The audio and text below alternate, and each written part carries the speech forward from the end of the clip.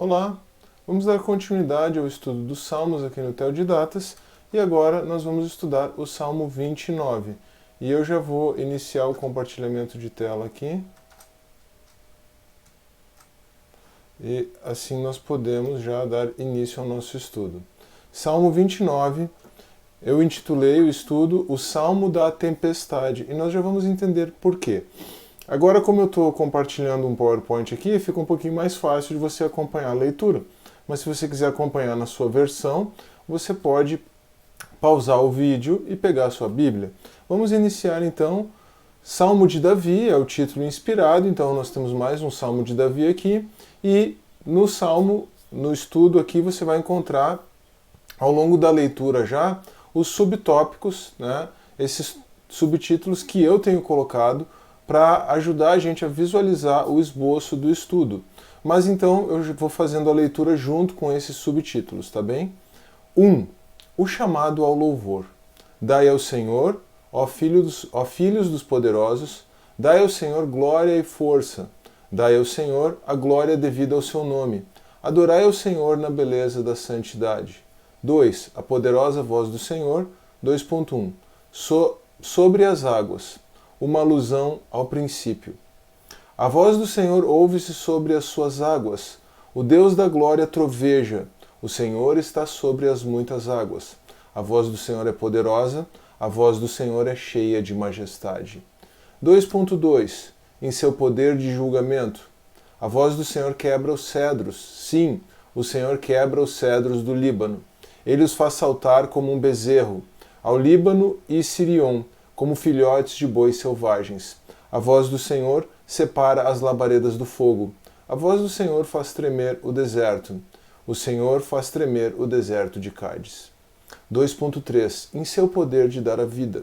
A voz do Senhor faz parir as servas e descobre as brenhas, e no seu templo cada um fala da sua glória. 3. A manifestação do poder divino no passado e no futuro. O Senhor se assentou sobre o dilúvio. O Senhor se assenta como rei perpetuamente.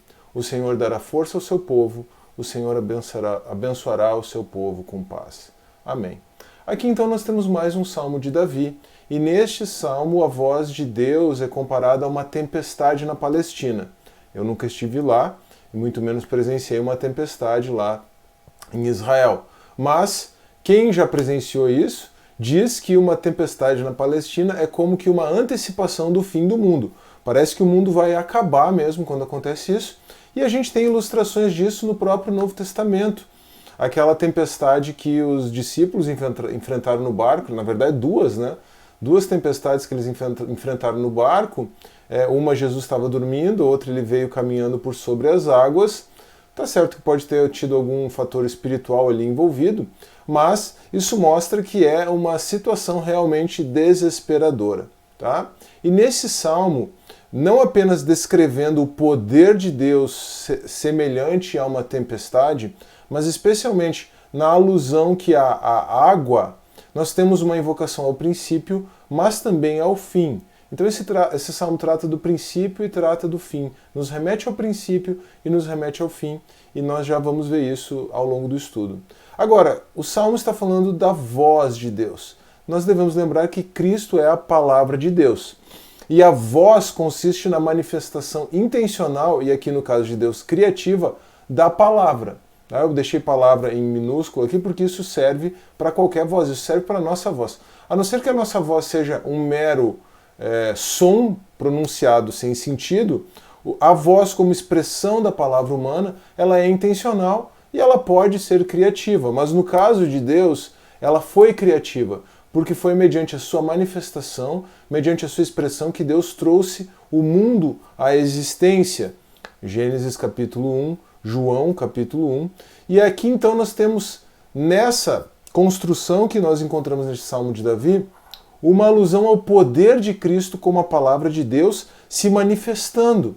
E aqui nós temos Cristo se manifestando no começo, Cristo mantendo todas as coisas como a palavra, ou mediante a palavra do seu poder, vou falar disso, e também Cristo manifestando o seu poder, especialmente na perspectiva escatológica, que é a porção mais extensa do Salmo que faz alusão exatamente à tempestade ali na Palestina, como nós vimos. Então, vamos começar com cada seção do Salmo, cada porção. Primeira porção, o chamado ao louvor, versos 1 e 2. Davi conclama, Davi exorta que os filhos dos poderosos adorem ao Senhor, tributem ao Senhor glória e força. Filhos dos poderosos aqui podem ser tanto homens nobres quanto anjos. A gente não tem como saber exatamente pelo original e também não faz muita diferença. Há uma curiosidade aqui que a Septuaginta, a tradução grega do Antigo Testamento, aqui tem filhos de Deus. Por isso, inclusive, algumas traduções que seguem a Septuaginta, nelas você vai encontrar: tributai ao Senhor, ó filhos de Deus, tributai ao Senhor glória e força. E aqui uma pequena alusão ao grego, lembrando que aqui no Teodidatas já foi lançado o curso de grego. A primeira aula foi no dia 15 de agosto, sábado passado. Nós vamos ter aí uma segunda aula já no próximo sábado, dia 22 de agosto. Vou deixar o link para a playlist na descrição deste vídeo aqui. Se você tem interesse em estudar grego, venha estudar grego aqui no Teodidatas de forma totalmente gratuita e online. Tá bem? Feito o convite, vamos avançar. E eu vou avançar com uma citação primeiro do Charles Spurgeon, retirada do seu famoso comentário aos Salmos, que tem um cunho bastante devocional, mas que também traz informações interessantes. Aqui a reflexão é devocional, o seu famoso comentário, O Tesouro de Davi. Nem homens nem anjos podem outorgar qualquer coisa ao Senhor, mas deveriam reconhecer sua glória e seu poder. Causas naturais, como os homens as nomeiam, são Deus em ação, e nós não devemos atribuir poder a elas. Então aqui o Spurgeon realmente vai mencionar, não apenas a nossa incapacidade de entregar qualquer coisa ao Senhor, e por isso a nossa necessidade de apenas louvá-lo, reconhecer seu poder e sua majestade, mas também a necessidade de reconhecermos Deus agindo mesmo em meio às causas naturais. E eu já vou falar um pouquinho mais sobre isso também. Mas aí nós temos aquela expressão que na verdade é o chamado inicial, tributai, e aí glória e força, já na parte final do verso 1. E aqui uma citação de Thomas Brooks.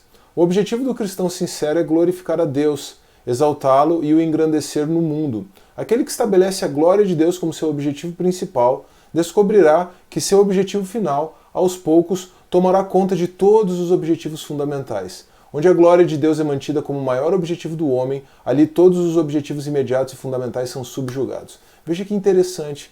Se você colocar a glória de Deus como seu principal objetivo, logo manifestar a glória de Deus vai permear, vai tomar conta de todos os outros objetivos da sua vida. É muito interessante essa reflexão que o Thomas Brooks faz em cima desse chamado ao louvor ao Senhor que nós encontramos aqui no começo do Salmo 29. Mas depois disso nós temos a descrição da poderosa voz do Senhor nessa alusão à tempestade. Primeiro, Davi faz uma alusão à poderosa voz do Senhor sobre as águas. E aqui nós temos uma alusão ao princípio, nos versos 3 e 4. Aqui, a voz do Senhor se manifestando sobre as águas, primeiro o Espírito de Deus pairando sobre as águas, e depois disse Deus, nós somos remetidos imediatamente a Gênesis capítulo 1, especialmente os versos 2, 6 e 9, e verso 1 também. Mas no verso 2 nós lemos que o Espírito do Senhor pairava por sobre as águas. No verso 6 nós lemos que Deus fez separação entre as águas em cima do firmamento e embaixo do firmamento. E no verso 9 nós lemos que Deus fez surgir a terra do meio das águas. Essa descrição pode ser uma descrição simbólica, uma descrição que tem um cunho literário, pode ser uma descrição literal para quem crê na literalidade de Gênesis 1 a 11, mas nenhuma das duas compreensões prejudica a compreensão de que a Bíblia tem autoridade objetiva. E aqui, essa alusão ao poder de Deus se manifestando sobre as águas é uma alusão a que Deus é o Criador, uma alusão ao princípio. Davi também faz lá adiante, mas eu vou afirmar isso aqui agora, vou considerar isso aqui agora, em razão da importância que isso tem nesse contexto, Davi faz uma alusão também ao dilúvio, lá no verso 10. E Davi afirma que Deus manifesta o seu poder e majestade. Especialmente essa alusão ao dilúvio, nós vamos ver uma citação de 2 Pedro. E também o que vem depois, o poder de julgamento de Deus, nós percebemos aqui, a partir disso, que há uma alusão nesse salmo ao princípio e ao fim. A voz como a manifestação da palavra de Deus, então naturalmente nós vamos aqui nos lembrar de Cristo como o alfa e o ômega, em Apocalipse 1:8, Apocalipse 1:11, Apocalipse 21:6 e 13, ali era uma vírgula, ficou um ponto. Aqui então nós vamos ter essa alusão a Cristo como alfa e ômega. Alfa e ômega, que são duas palavrinhas gregas, duas letras gregas, na verdade, né, as palavras, os nomes das letras gregas, a primeira letra do alfabeto e a última letra do alfabeto. O alfa e o ômega significa o princípio e o fim. Já fiz o convite para o curso de grego, vou reforçar nesse momento. Essas são as coisas que a gente aprende, aprofunda ao estudar o grego, né? Mas nós temos aqui no verso 5, a partir do verso 5 até o verso 8, a alusão ao poder de julgamento de Deus. A voz de Deus quebra os cedros. O cedro é uma árvore muito forte, ainda mais o cedro do Líbano. Então aqui nós vemos o poder de Deus de destruição. E aqui poderia ser até uma alusão ao que as tempestades fazem lá com os cedros, né? Mas a voz do Senhor também separa as labaredas de fogo. Separação é sinônimo aqui, nós podemos compreender como juízo, como julgamento. E a separação faz uma alusão não somente ao juízo vindouro, mas também a um juízo presente. Lá em 1 Pedro 4, 12 a 19, e aqui o sentido desse juízo, desse julgamento, é realmente o sentido de separação, tá? Lá no verso 12, Pedro fala de um incêndio para provação em nós. E aí, mais adiante, no verso 17, se eu não me engano, ele fala que já é o momento de começar o julgamento, o que significa separação pela casa de Deus. Como assim? Deus vai nos julgar? Por quê? Porque nós cometemos pecados? Não, não é isso. É claro que os pecados têm as suas consequências, mas o contexto da primeira carta de Pedro é a perseguição. E Pedro está afirmando que a perseguição opera um juízo sobre a casa de Deus, sobre a igreja, no sentido de que ela vai separar aquilo que é realmente de Cristo daquilo que não é. E é aqui em 1 Pedro 4, no verso 16, que eu entendo que nós temos a definição no Novo Testamento do que é ser cristão. E sobre isso existe um estudo aqui no Theodidates. Eu vou deixar o link para ele na descrição do vídeo aqui, tá bom? Na descrição do vídeo também vou deixar o link para o PDF desses slides aqui, já com a correção ali daquela vírgula depois do verso 6 e alguma outra correção que se faça necessária. Mas veja que interessante então, as perseguições, as provações, as tribulações, se a gente quiser entender assim, ampliando o sentido, as perseguições, elas fazem uma separação. Elas separam os crentes dos não crentes, numa situação mais dramática, né, mais drástica, mas as tribulações também nós podemos entender como fazendo uma separação na nossa própria vida, daquilo que é de Cristo e daquilo que não é de Cristo. Separar aquilo que é de Cristo, melhor, daquilo que não é de Cristo. Então, muito interessante essa alusão que nós encontramos aqui ao fato de que o Senhor separa as labaredas de fogo. A voz do Senhor também tem poder para dar vida. É o que nós encontramos no verso 9. A voz do Senhor faz parir as servas. Nada vem à existência sem que ele controle. Aqui, eu faço uma alusão a Hebreus 1:3, sustentando todas as coisas pela palavra do seu poder. Aqui está falando especificamente de Cristo, Hebreus 1:3, o Logos de Deus, Cristo, sustentando todas as coisas pelo rema do seu poder, pela palavra do seu poder. De novo aqui, o grego. Eu vou tratar sobre essas expressões, inclusive já logo no começo do nosso curso de grego, para ilustrar a importância de estudar grego, a importância de saber o que são questões linguísticas, separar, diferenciar, ó a separação aqui, separar do que são questões teológicas. Então eu vou trabalhar logo no começo do curso essas questões como forma também de ilustrar a importância do estudo do grego, não apenas ficar na gramática, no alfabeto, né, no começo, mas ter essa aplicação prática já logo no começo. E essa ilustração, ou melhor, essa afirmação do Logos providente, o Logos de Deus Cristo, que mediante a sua palavra rema, cada uma das suas palavras, poderíamos dizer assim, sustenta todas as coisas, eu trabalhei o Logos providente no vídeo sobre os milagres, o complemento do webinário sobre apologética. Eu também vou deixar esse vídeo aqui na descrição, você pode aprofundar esse conteúdo a partir dali, tá? E aí, depois de fazer alusão à vida como sendo uma consequência da expressão da palavra de Deus, é possível que, em razão das tempestades lá na Palestina, as servas ficassem amedrontadas e dessem à luz, tá? Mas a questão aqui é que se isso aí é verdade, né, se esse comentário que eu já ouvi certa vez tem algum sentido, também não é o principal. O principal é a alusão do poder de Deus de trazer a vida à existência. E aí então, após fazer alusão ao poder de Deus para trazer vida à existência, Davi afirma: no seu templo, cada um fala da sua glória. É como o autor da vida e não como o executor do juízo que Cristo é louvado. Isso aqui é muito importante a gente registrar, fixar bem. Sim, Cristo é o executor do juízo. Ele é o varão por meio do qual o Pai julgará o mundo. Isso aqui ele mesmo afirma, isso é afirmado em Atos, mas é por ser o autor da vida que Cristo é louvado e não por ser juiz, embora ele seja um justo juiz e possamos louvá-lo por isso também. Mas é pela vida que ele doa e não pelo juízo que ele executa que nós o louvamos.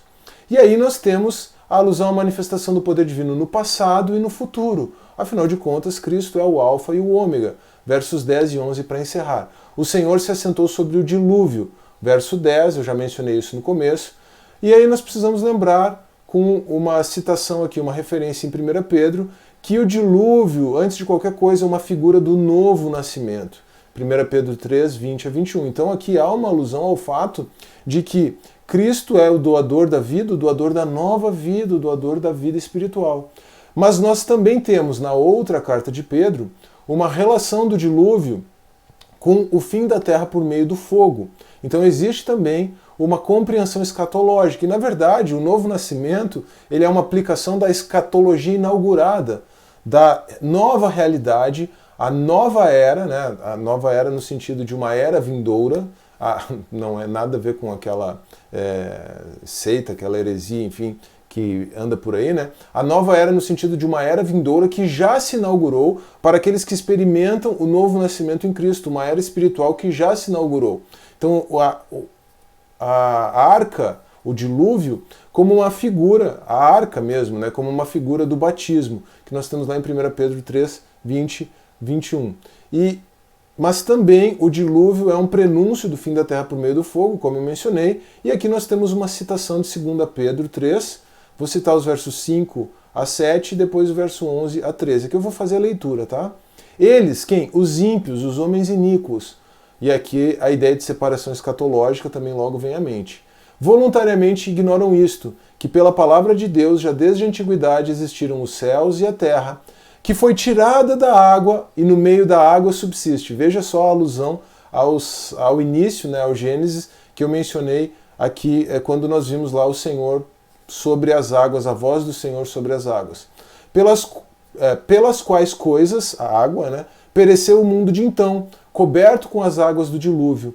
Mas os céus e a terra que agora existem, pela mesma palavra se reservam como tesouro e se guardam para o fogo, até o dia do juízo e da perdição dos homens ímpios. Aí Pedro não apenas faz alusão a esse fim, né, não faz apenas essa alusão escatológica, mas ele também nos exorta à santidade e à piedade. Verso 11, havendo, pois, de perecer todas estas coisas, que pessoas vos convencer em santo trato e piedade, aguardando e apressando-vos, tornando-se diligente, cumprindo a nossa parte, sendo responsáveis, para a vinda do dia de Deus, em que os céus em fogo se desfarão e os elementos ardendo se fundirão, mas nós, segundo a sua promessa, aguardamos novos céus e nova terra em que habita a justiça. E isso imediatamente nos remete para o último verso, para o encerramento do Salmo, para o encerramento dessa meditação.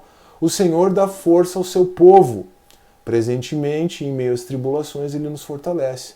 O Senhor abençoará o seu povo, no presente, em meio às tribulações, mas também na era vindoura, na separação escatológica, o Senhor nos abençoará.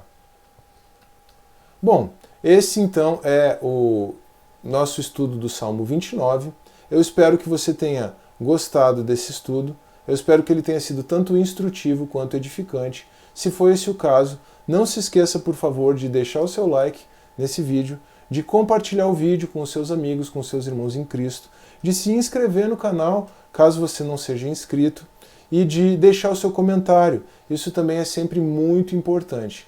Não se esqueça também do curso de grego do Novo Testamento, totalmente online, totalmente gratuito aqui no Teodidatas. Vou deixar aqui na tela final a thumbnail da playlist dos Salmos, mas também a thumbnail para o curso de introdução ao grego do Novo Testamento, o curso de grego do Novo Testamento aqui do canal. Tá bem? Um forte abraço, que Deus abençoe e até a próxima.